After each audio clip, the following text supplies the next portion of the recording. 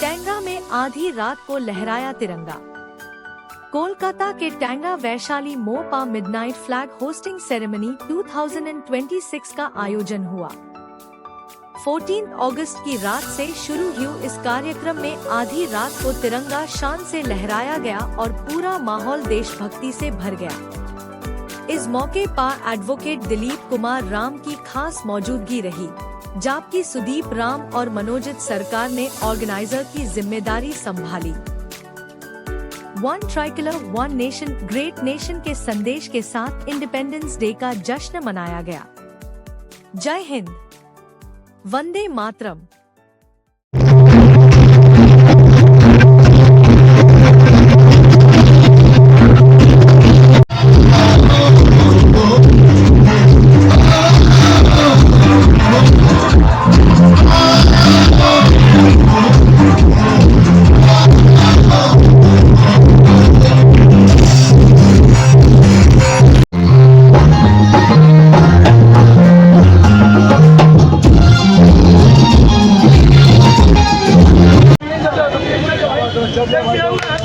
আমি মনোজদাকে সম্বর্ধনা দেওয়ার জন্য বলবো ফটো ফ্রেমও দিতে, বুকেও দিতে।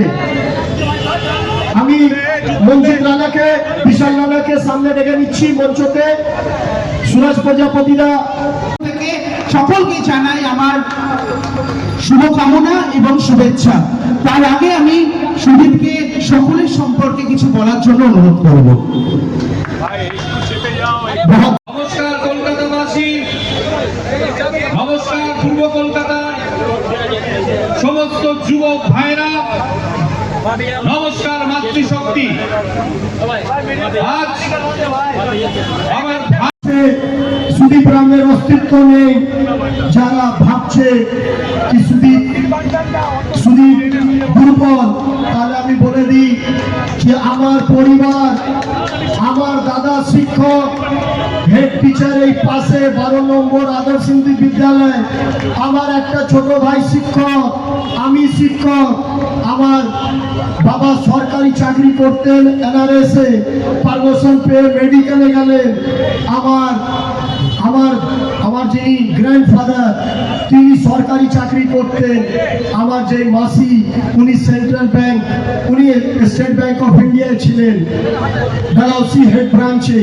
আমার মামা ওইখানে চাকরি করতেন।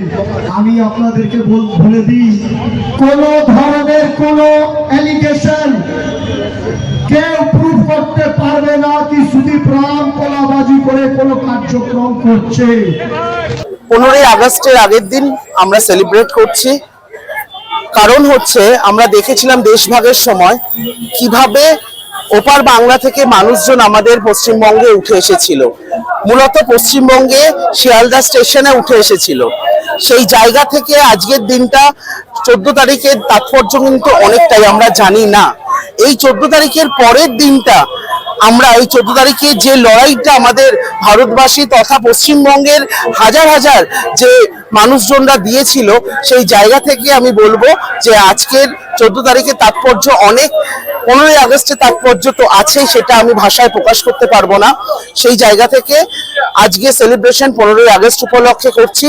আমাদের আজকে 12টার সময় আমাদের ফ্ল্যাগ হোস্টিং এর মাধ্যমে আমাদের অনুষ্ঠানটি আমরা করে থাকবো।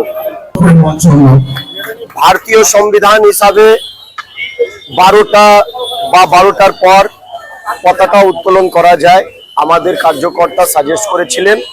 দীর্ঘদিন এই অঞ্চলে এই জায়গায় ফ্ল্যাগ হোস্টিং হয়েছে স্বাধীনতার পর, সেই জন্য আজকে আমরা সেই পালন করছি।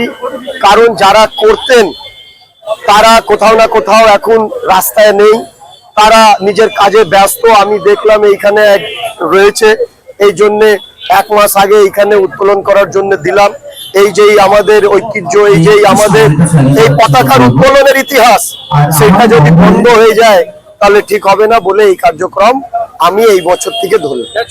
দেখুন, 4 মের পর অনেক কিছু হয়েছে, কিন্তু আমি সুদীপ রাম, আমি কোনো ধরনের কোনো কারাপশনে নেই, আনা কোনো কারাপ্টেড ব্যক্তিকে সাপোর্ট দেব, আনা যদি কেউ দেয় তাকে বাধা দেব।